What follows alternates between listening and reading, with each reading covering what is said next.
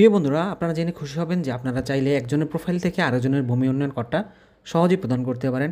এর জন্য যে কাজটা করতে হবে, আপনারা এখান থেকে দেখতে পাচ্ছেন কতগুলো অপশনের মধ্যে একটা অপশন হলো প্রতিনিধি পেমেন্ট।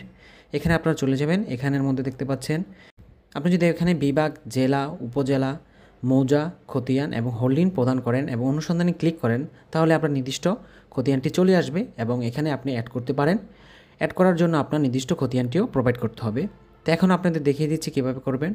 আপনারা এখান থেকে বিভাগটা সিলেক্ট করবেন নির্দিষ্ট, এবং আপনার মৌজাটাও প্রদান করবেন, যে এখানে আপনার মৌজাটা দেওয়া থাকে, আপনি কত নম্বর মৌজার মধ্যে আছেন ওইটা নির্দিষ্টভাবে ক্লিক করতে হবে, তাহলে না হলে কিন্তু আপনার খতিয়ানটা আসবে না। তো এখানে আপনাদের দেখাচ্ছি যে আমি এটা আরেকজনেরটা দিচ্ছি। তো এটা যদি বিস্তারিত দেখাই, এখানে যদি আমি দেই 916,